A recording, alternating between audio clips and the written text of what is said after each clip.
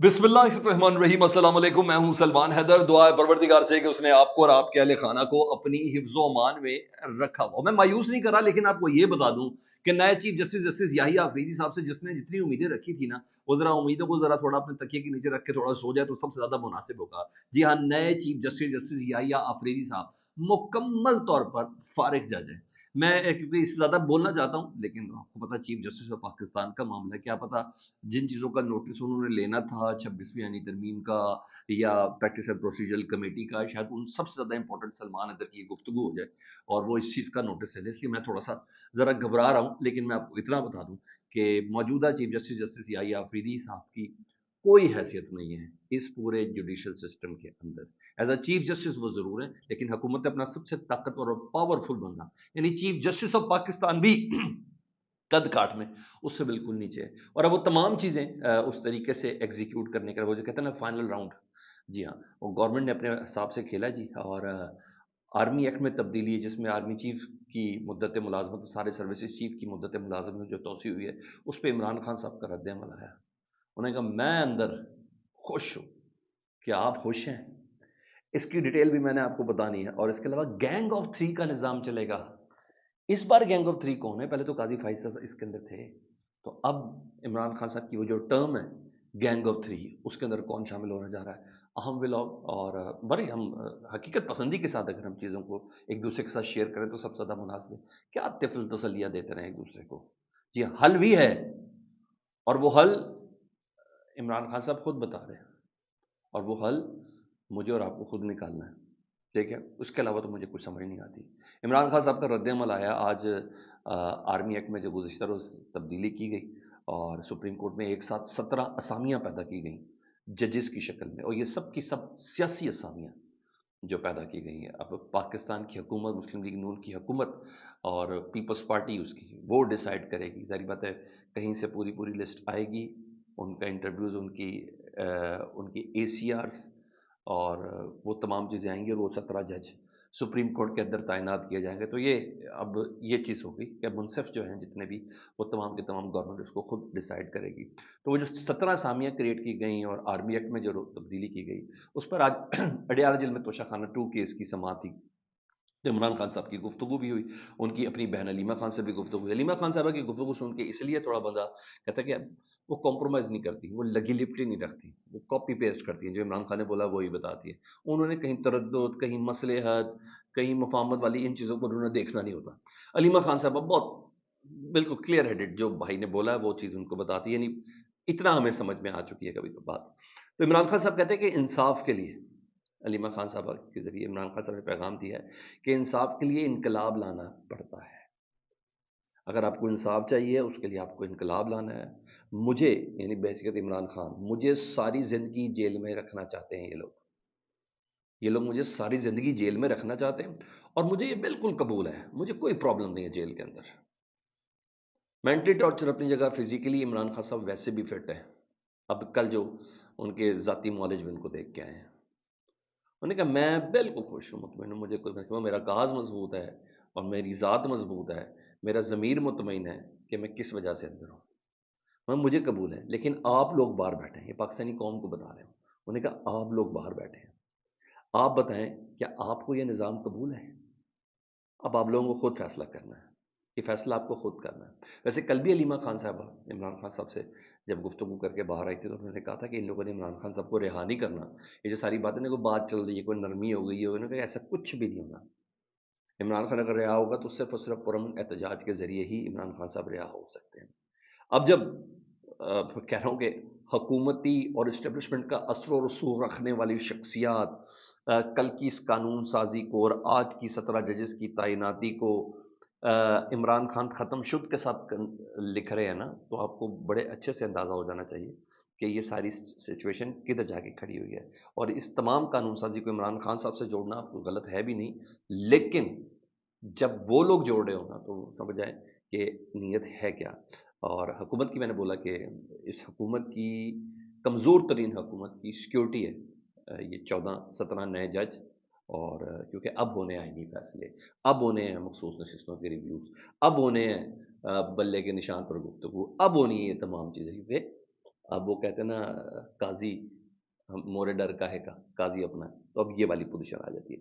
تو وہاں سسٹم جو ہے وہ یہ جا رہا ہے، یعنی ہمارا جو سسٹم وہی جا رہا ہے کہ آرمی چیف اپنی مرضی کا، ہماری حکومت کی مدت ملازمت تک ہی آرمی چیف کی بھی مدت ملازمت ہو. وہاں یہ حکومت چاہتی ہے کہ چیف جسٹس ہماری مرضی کو اور ہماری مدت ملازمت کے بعد ہی اس کی مدت ملازمت بھی ختم ہو.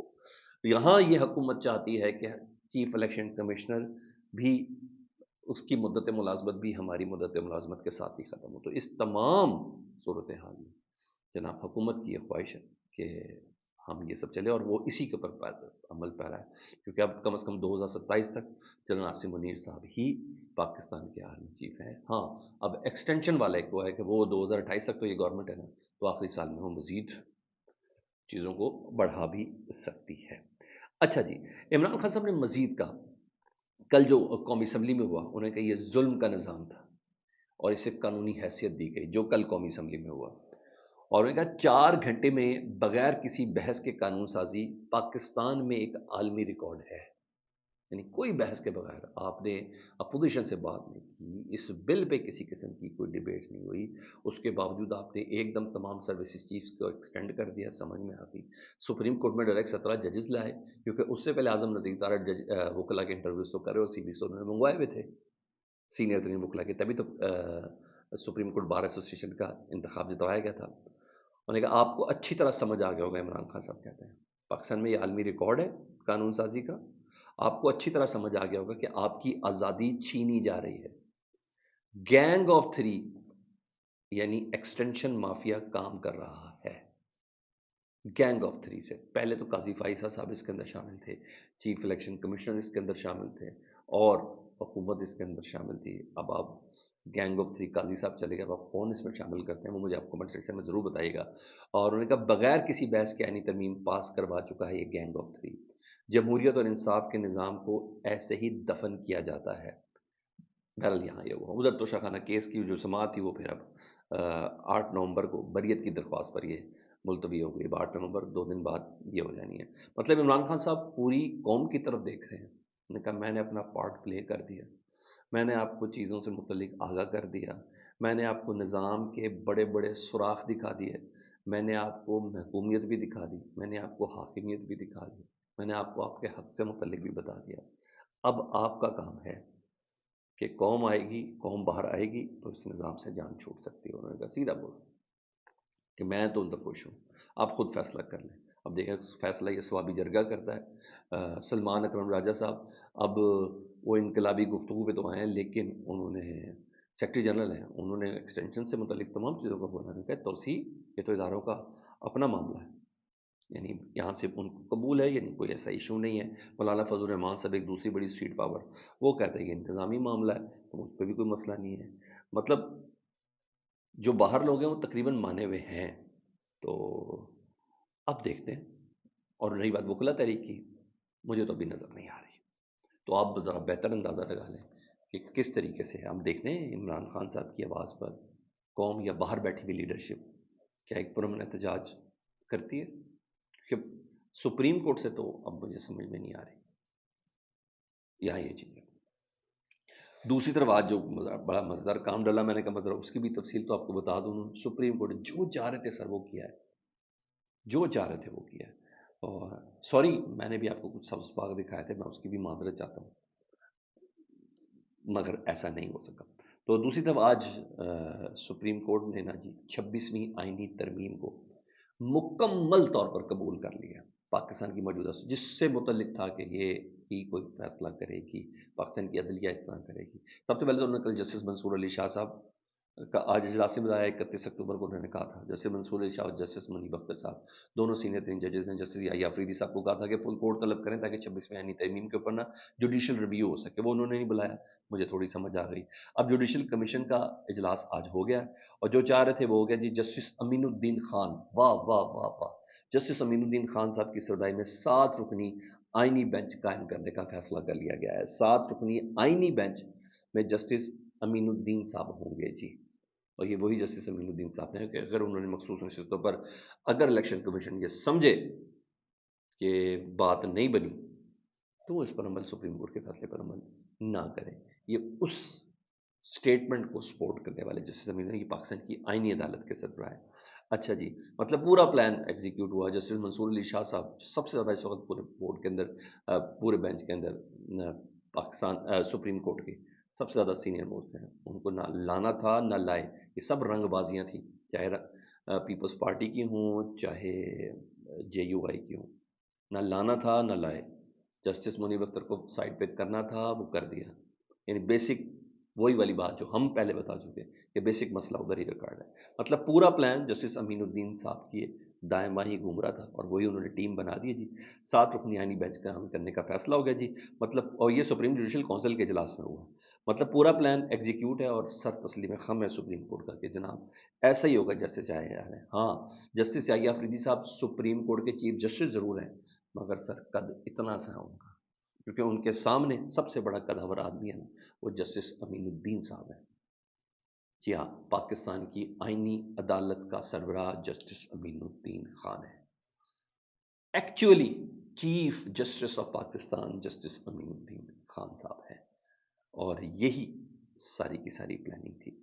اب ہوگا، میں نے بولا کہ مخصوص نشستوں کے ریویو کا فیصلہ، کیونکہ اب قاضی اپنا ہے. اور یعنی 26ویں آئینی ترمیم سپریم کورٹ نے قبول کر لی. 34 جج سپریم کورٹ نے قبول کر لیے. اسلام آباد ہائی کورٹ کے 12 جج اب سپریم کورٹ نے قبول کر لیے. اب حکومت جج لگائے گی سپریم کورٹ کے، یہ بھی سپریم کورٹ نے قبول کر لیا. مطلب سپریم کورٹ سے اب کم از کم یہ امید نہیں رکھی جا سکتی. اور وہی امید ہے عمران خان صاحب والی آپشن جو عمران خان صاحب کہہ رہے ہیں کہ گینگ آف 3 کا سسٹم چلے گا. میں اندر خوش ہوں. کیا آپ خوش ہیں؟ یہ آپ لوگوں نے خود فیصلہ کرنا ہے. اب دیکھیں P T I Imran Khan صاحب لوگوں کو باہر نکال سکتے ہیں، ادروائز تو بھائی چین کی بانسری ہے حکومت کی طرف سے مجھے جو لگ رہا ہے. ہاں باقی دیگر سپریم جوڈیشل کونسل کے ممبران سے متعلق میں آئینی عدالت سے متعلق آپ کو بتا دوں کہ جی سب سے پہلے تو سربراہی آپ کو میں نے بتا دی کہ جسٹس امین الدین صاحب ہیں. جسٹس جمال مندوخیل صاحب ہیں اس کے 13ویں ممبر. جسٹس عائشہ ملک، جسٹس محمد علی مظہر، جسٹس حسن رضوی، جسٹس نعیم افغان اور مسرت ہلالی صاحبہ. یہ تمام کے تمام آئینی عدالت کے سربراہ ہیں. باقی جج ابھی آنے ہیں 17 جج. فیڈ بیک سے متعلق ضرور آگاہ کریں. اپنا بہت خیال رکھیں. اللہم صلی علی محمد و آل محمد.